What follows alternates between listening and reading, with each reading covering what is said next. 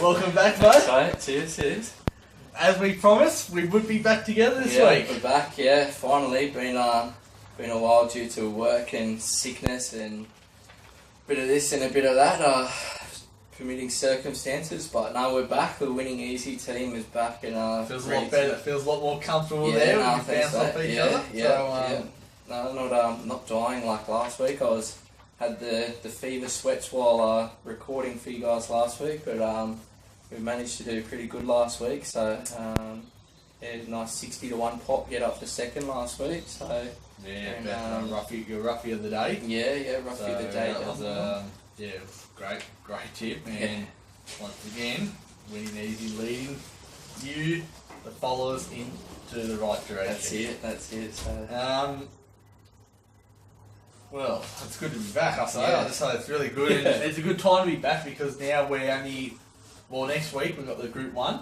Next week, the CF4 Stakes. Yeah. And a lot of good horses resume the other week. Yeah, and, really looking forward to that. From the other week, I think my horse to follow, Hucklebuck, I thought he was absolutely sensational. He just raced a bit fresh, a bit keen, a bit aggressive, and he's really my horse to follow. I gave him a big push, and I think that really would have cleaned him up nicely. Extra 200 metres. I think he'll be absolutely cherry ripe, and he's the one to beat for me. So. And you only have to look at some of the barrier trials in the last few weeks to see the amount of horses trialling, like in Sydney especially.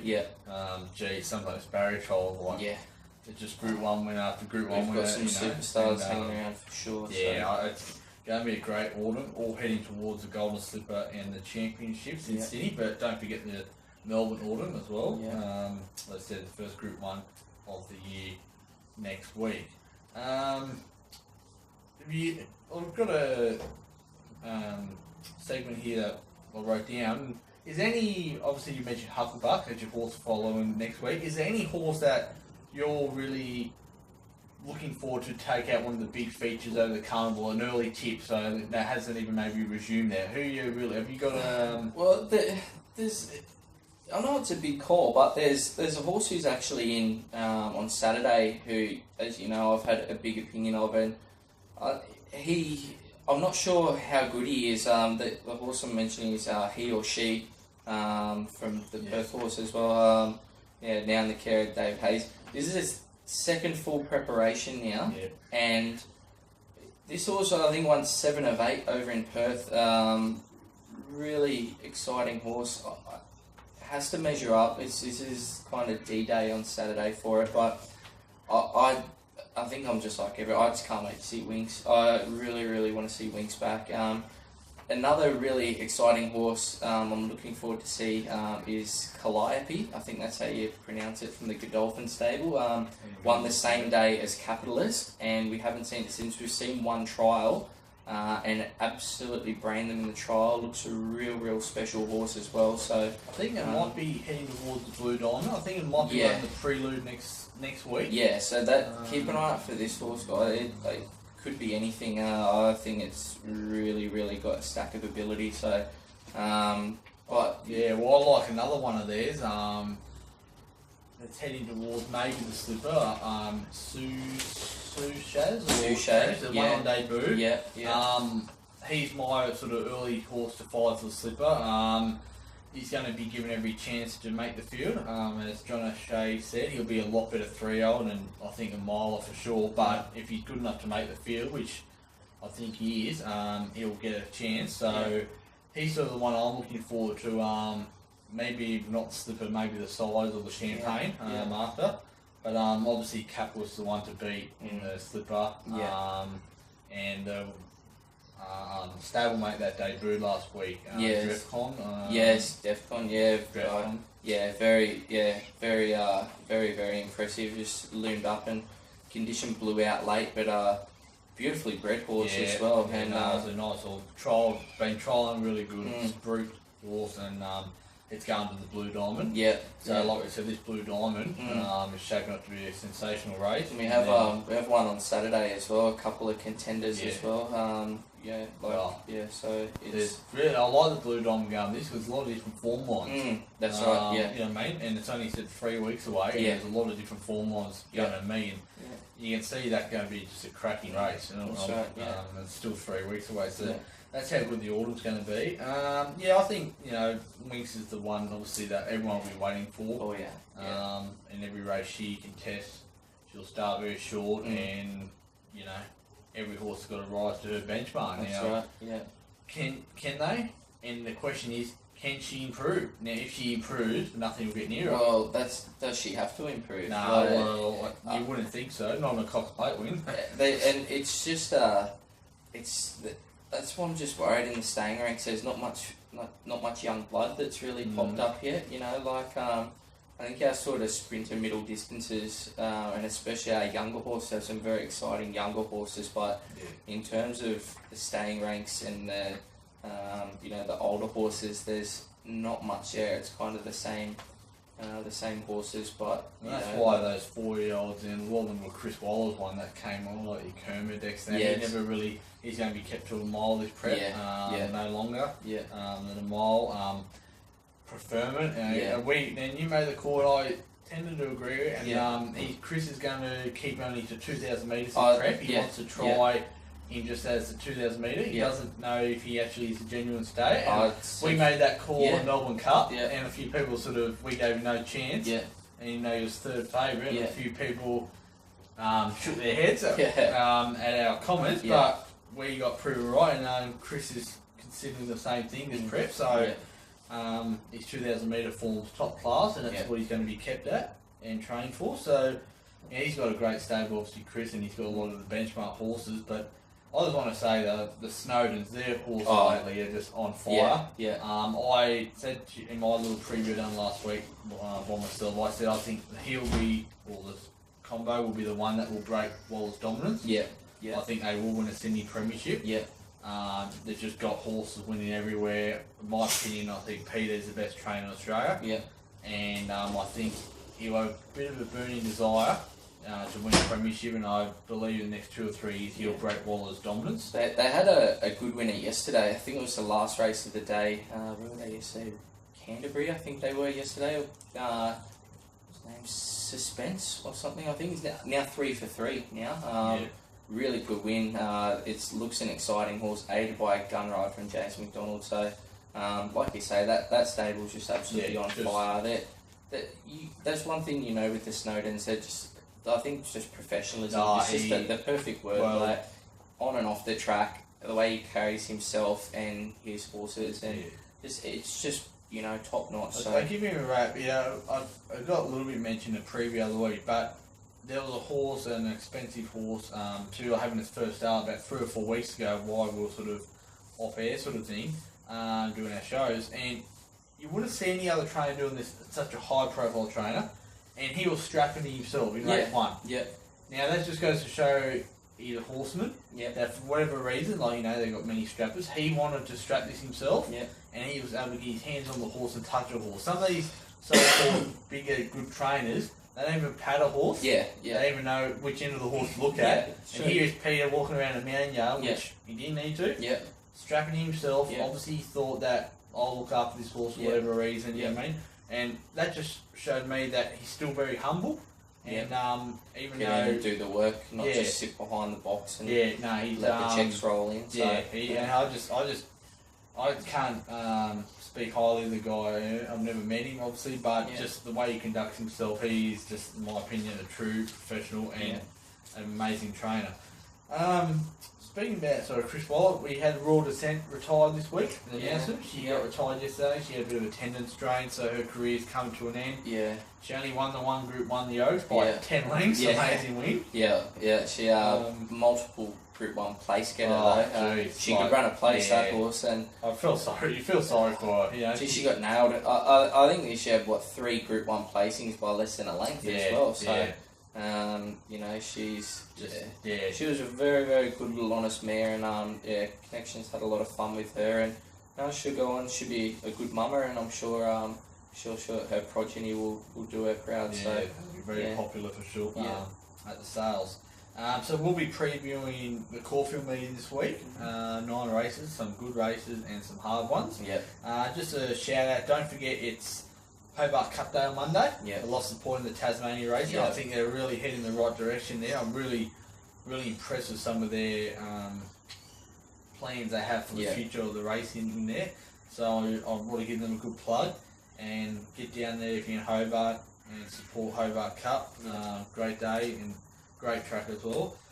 So, but I think we'll get straight into it. If we think of any issues during the show, on top of it, we'll talk about it then. So, you want to kick off, mate? Yeah, race 1, it's over 2,000 metres. Hard race. Like I say, guys, I've found plenty of value for yous. Like I say, myself and Wade, we don't really kind of discuss our tips beforehand, so they don't influence each other. So when we're on air is when pretty much we hear our selections for the first time. So so in saying that, I've gone for number 9 here, Forever True.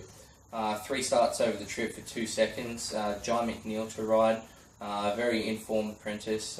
Goes really well. Drawn barrier 2, so get a lovely suck run. Horse is $17 here. It's down on the limit on 54 kilos.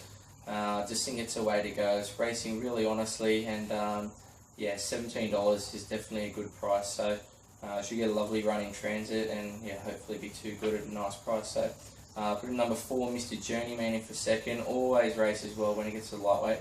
Remember this horse won a race one day, I think it was 62 kilos, I think. So whenever it gets down in the weights, it's always hard to beat. Running number 1 for third and number 6 in for 4th, but hopefully kick off the day with nice value. Number 9, Forever True. Nice, mate. I've put number 6, Shock and Molly. On top. Brett Scott Sable. He's got the favourite in Tough Host, who we tipped the other week to win, and was a very impressive winner. But on the same day, this horse ran in another race and ran 3rd, and I thought it was a really good run. And up to the distance, stays at the distance. The other one's got to step up to it, and my man Ollie on. I think it's good each way. I was at $8. I'll put number 9 in for second. Your tip, don't need to say much more what you said for all those reasons. Number 8 for third, Prima. It's got barrier 1. It had barrier 2 last day and got held up. I wasn't really impressed with the rider, Benny Thompson. I thought he missed the boat a bit. He got a little bit dictated too, but if he can learn from that mistake, it'll be hard to beat again. And number 5, Tough Host, like I said, the favourite. I think it's a nice horse, but I'd rather go to stablemate this week. So 6, 9, 8, 5. Race 2 is over the 2,400 metres. Going really big price here, guys. I've landed on number 11 here, used a lot at $26. Just taking a bit of a chance here. Chrissy Simon's I love backing Chris Simon. He did a great job, absolute great job. Great guy as well. So loves Caulfield. It's won at the track 3 times. Loves the 2,400 metres. 1-for-1 track and trip. I think Second Bullet, the favourite in the race, and used a lot, will pair off in front. I don't see any other speed at all. I think they'll dictate up in front, and like I say, I think front runners will dictate the race. One's $26, one's $3. So I think hopefully, if it all goes well, they'll pair off up in front, put the brakes on, get some easy sectionals, and fight it out. Hopefully, with Used a lot getting over the top. Like I say, $26 seems good odds. So put that horse in for Second Bullet. I think number 3 that is. Like I say, for the obvious reasons, I think this will be an on-pace dominated race, and I think they'll go slow enough not to let the back markers have a say. Number 1, Sign Off in for third. Class horse. Its win first up was, wow. It absolutely flew. Can it do it? Second up, that's the question. And number 6 in for fourth, ex-Robert Hickmott horse, Wales. Good win last start. Kingy to ride, Stephen King. Great jock as well. So, but hopefully at $26, nice value here, and used a lot. 11, 3, 1 and 6. Nice, mate. We've got a few subjects to talk about in this race. My tip, I'm going number 5, Danger, sorry. Yep. The Chris Waller, Craigie Williams. I think, the 2,400 of love. Barrier 5, Craigie's riding sensational. At around the $5 mark, I think if you go each way, you can't go wrong there. to beat number 3 Second Bullet. It's racing really well, and I don't think the 2400 metres will be an issue. I don't think, especially in this race we see. I do think there is a lack of speed too. Yep. But you never know. They might jump out and hunt. You never know. But just on Second Bullet, that was a very, very frivolous protest from Ollie last week. To be honest, he should have got a fine. I'm Ollie's biggest fan, but that was just a waste of time. Yeah. And there was no chance of that being upheld. No. And really, that was just really should have been stamped out. It should have been fined. We don't have time to waste for that. You know what I mean? Holding people's monies up and stuff on track with a protest that was just a joke. Yeah. Number 7. How do you spell that? Luke's or Luke. Luke's. Luke. It's just called Luke. Luke's. Oh yeah, just Luke. Luke. From the Informed stable. Ellerton and Zara. Good win last start. Yeah, it's a horse that's still 6 months away. Even watching it. The big raw green gangly thing, isn't he? Took every bit of Ollie to get him over the line last start. The ride won it. But he's a horse that I think is only going to get better. Yep. And number 4, Black Jag. He's a horse that he's hard to catch, but I put him in the first 4. I'm leaning Sign Off out. His class horse, his win first up, he said was amazing. Now we're just going to touch on an issue that's been ibuprofen. He's returned a positive to that win, and he'll lose the race. And there's a lot of horses returning positive now.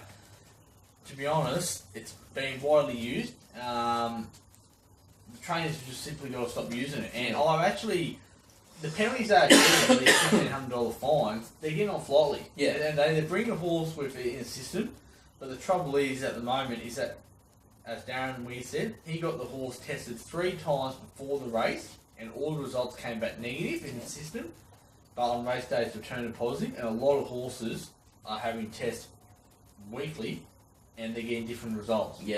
So there's a lot of research that needs to be done into the use of it, but simple fact is, trainers have just got to not use it. And you got nothing to worry about. But it'll be interesting to see how he goes, because has he been on it since? No, it's you know what I mean? It's cruise horses, especially with tendons. It's a magical trend. That's what a lot of trainers arguing for. That it gets horses back to the races. And it's not really a performance-enhancing thing, but at the end of the day, it's helping a lot of horses. It's a pain relief. It's like what we take. It's like a Nurofen for us, you know. Like if you go out and play rugby league and you've got a cracking headache, you take, a Panadol and ibuprofen before a Nurofen, you're going to perform better. And the reason with the tendon is that helps ease the pain, gives horses, allows them to get the rehabilitation better. So it'll be interesting. So for that reason, I can't put him on top 4, but I'll just be cautious about what the effects will be, sort of, No, that's fair enough. So but we'll go to the race 3, right? Race 3 is over the mile, 1,600 metres. Nice value again here, guys. I've leaned with number 6 here to there. It's currently $11. Young Benny Thompson, you were just talking about, to ride. It's really good in this race. Have a lot of good young apprentices in here. You've got Benny Thompson, Jake Bayless, young Declan Bates. This kid can ride as well. You've got Patrick Maloney, John McNeil. Really, really good bunch of young kids in here, which is really good to see on a big race day as well. So, like I say, this horse, good last start winner. Always liked this horse ever since he was back with Greg Urell as a younger horse. He always had a big finish on. Stack of problems, so like injuries and how would you explain it nicely? A bit of mental problems, not concentrating, and a bit of a fruit loop, I guess you could say. So, but really good win last start. I just let him run, just let him roll, and a bit of a change of tactics, rode him upside down, and it really paid off. So, take away any of the chance that he had to have a think about it, just rode him positively, and that's what I'd like to see again, with the rail being out 9 metres. So, it'd be really good if you can ride him aggressively again, especially down with no weight as well. So, I think he's the way to go. 50% of the time he's in the money on good ground, 50% of the time over the distance as well. So, loves the trip, loves the mile, drawn gate 6. So I think he's the way to go at $11. They're only number 8 for second, 11 in for third. Good roughie in the race, right down the bottom there, number 13, Winter Chiller. Can mix its form. Has some really good form as a younger horse, and yeah, just watch out because this horse, he either pretty much runs nowhere or run top 4 at around sort of 30, 40 to 1. That's the price he is this week. So he's a good roughie in the race here, number 13. But yeah, number 6 here to there for me at $11. I won't hold us up too long. I agree with you. We're tipping him on top 2. Oh, nice. To beat 7, 3, Murphy's Delight, not to run nice race fresh. Hero Master, I put him for 2nd, sorry. Tipping last one, roughie of the day. He got beat a Pimple for 3rd at 30s, which was frustrating. And he's found form, and on the quick backup, I like that. And number 8, Pure Karma for 4. But yeah, what you said about here to there, I think at $11 is good value. Yeah. And after last start win, I think you can put 2 together in a row. Like I say, guys, we great strike rate when we agree on one. So like I say, we don't know who we tip until right now. So that's what we love to hear. The Winning Easy crew team up on one. Usually get the jockey. So yeah, that's it. Moving on to race 4 here. That's for the 2-year-olds. This is a good little race here. You've got $1.55 favourite here. The toppy, number 1 Extreme Choice. Damien Oliver, Mick Price, dominant win on debut. Like we say, guys, for us, odds on, move on. I can't believe the price here, number 7 Pearl Congenial. This on paper, I was saying to wait off here. This on paper looks pretty much the biggest each way moral I've seen in a long time. 8-horse field. Robert Smurden, Craig Williams, $6.50, $7. It's crazy odds. This horse has got form around 2 or 3 horses you'll see in the next race. It's got form around Twist Tops as well, who ran a great 2nd the other day and one of the favourites on Saturday at Randwick. So it ticks all the boxes for me. It's drawn the outside, but it's very versatile. Came from off speed on debut, tried to lead all the way, was 3 deep on speed. 2nd start in a race and only just got nutted the last bit. So it's trialled super this one. I can't believe the odds. This is a moral each way, guys, I'm telling you. Pearl Congenial. I've thrown in the toppy for 2nd, number 1 Extreme Choice.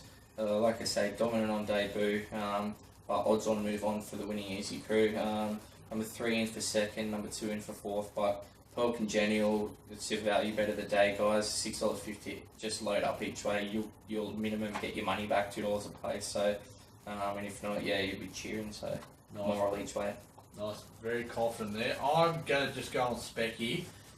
I can't favour on top of the price, and I said he's been back from $1.80 to $1.55 now. There's money for him. His win on debut was sensational. Great win and great time too. Yeah, fast time. Just done it both ends. He just pure professional. Said he went the Sydney way of going. He trialled up there on the Tuesday, raced the Saturday, won. Got the big prize money with the English race. It was a hit and run mission and they succeeded. Deserves to be the favourite, but too short for me. I'm going number 6, Simply Invincible. First starter, Peter Morgan stable, Stevie Bastard, Barrier 1. Big thing for 2-year-olds. Had a trial in October. Went 2nd behind Power Trip, who run the marathon on plate. Then they tipped it straight out. I like that because obviously there's just maybe a few little issues or whatever. But it showed enough in that trial to say it's got plenty of ability, beautifully bred by Invincible, and I think it's $17 at the moment. Take a chance on a first starter, being very hard to beat. To beat the favourite, Extreme Choice. Your one's for 3rd, so I think it will run a place. Yeah. And number 3, but which is another first starter from Hayes Stable. It's nice and bred, damn ready. But I think really. I really want to see this first starter of tip, especially in the mountain yard, see how it is. But I really sort of can't see one of the first, top 3, one of them not winning. No, I agree. Yeah. So, I think he's the one out of all the first starters that's the one that's got the credentials to make a presence on race day. So, race 5. Race 5 here is over the 1,200 metres. You've got 5 unraced horses in there. You've got 5 horses who finished in the top 4 their last start. I really like this horse. I'm going number 2 here, Valiano from the David Hayes stable. Damien Lane to rise, drawn gate 4, $6.50 is great odds. Like I say, it's got form around Pearl Congenial as well, so you'll get an indication of how it stacks up. This horse is first up. It should have won, I think, 2nd start in a race. It just got held up, didn't get out and flew late. then it was on that wet track up the straight at Flemington. A few of these flopped in that race before they went for a break. So, I think this horse can unleash. Looks decent speed on paper here. Watch for it absolutely motoring late. I've thrown in the Quinella from that early season form. Number 1, Dal Radiant from the Darren Weir stable. Like I say, I really like that Pearl Congenial, Valiano, Dal Radiant. They all sort of Quinella trifected those early races as well. So I'm sticking with that form line, and hopefully it pays off for me. Number 3 in for third, number 4 in for fourth. So I've actually nearly gone racebook order here. Gone 2, 1, 3, and 4. Nice. This is another 2-year race. It's for the English graduates. Great prize money offer. Number 3, hell of an effort. I don't see what he can do much more. 2 starts for 2 wins, and he was much improved from his first to second start. It's a bit of a freshen up, obviously, to target this race with the prize money.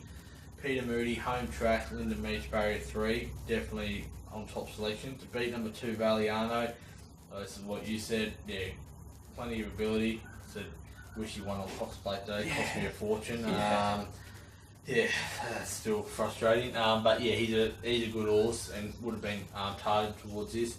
Down the bottom, the first starter, Gretna. Chris Waller and Star Thoroughbreds. You'll see a lot of Star Thoroughbreds now with all their horses now trained by Chris Waller. Chris is not a real big 2-year-old trainer, and obviously that's something that he admitted that he's going to have to sort of pick up, work on, and start to push those more precocious ones, because obviously Star Thoroughbreds have had great success with Gabe, and Gabe's been a great 2-year-old trainer. Tried 2 trials in Sydney, and they put it straight down here for this race. I think that's a good lead. Nick Horn, and it's in the market. And number 6 is the other one, Kuvachu, ran second debut. It's around $15. I thought it was a good run and would be around the money. But 3 to beat 2, 13 and 6, and then we start to get to some of the better races. Yeah, that's it. We move on to race 6 here over 1400 metres. This is my best bet of the day, guys. Number 1, he or she, drawn barrier 5, plain done to ride.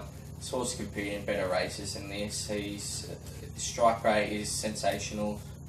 He's won, I think, 8 of 13 or 14. He's got better than a 50% strike rate. Only negative, I think he's got 58.5. You got the number 2's got 57. I think the rest of them have 54.5 or 54 kilos. So it's given away weight. But like I say, it's had this is coming into the second full preparation with David Hayes now. You've got it formerly from Perth. Had it after the spell, worked it up. Had its preparation last start. I think this horse will really be settled in now. This horse is my one to watch. I think this could go to the next level, this one. And yeah, he or she here, best bet of the day. It's not that great odds at the moment. It's only around $3.80, but very, very confident win. I think he'll just smash this field. Put in number 3 in for second, 4 in for third, number 5 in for fifth. But yeah, best bet of the day, he or she. Be too good for this lot. $3.80, just take it now because it's a good price. Nice. Best horse in the race by far, but that doesn't mean they win all the time. I'm going to just say that I'll put him in for second, but I don't think his class will be a long way, but he doesn't have the best first up record. That's true. And his second, third runs, he improves out of sight. And I just think that, obviously, we know we need fine-tuned for bigger targets. So I'm just going to take a risk with him. I'm going to put him in for second, but I'm going to put General Groove on top now. This horse, I'm only going to... when I put him on top, I had to really convince myself to actually do it. He ran 7th last start, but I want to see him probably lead on Saturday. I'd like to see him lead from barrier 2. Horse of ability, but a very poor strike rate. But if you can put it together, and now he's had 3 runs back from the spell, I'd say he's nice, hard and fit, race fitness, which is a big thing. I'd say they go to the front, and even though it was over 1400 last start, the way the race was run, he was no chance of Tudor. He actually stole that in front. Go to the front, and similar tactics like Tudor did in that race, if you can dictate, I think he'll take some running down. He knocked me off one day, that horse. So he's just like I said, I really had to convince myself that I'll put him on top. To be he or she, number 2 for third, which is whatever it is, and number 4 for fourth. But I think really, if General Groove don't win, the top he probably should win. You know what I mean? There's a horse down there, sort of lower down.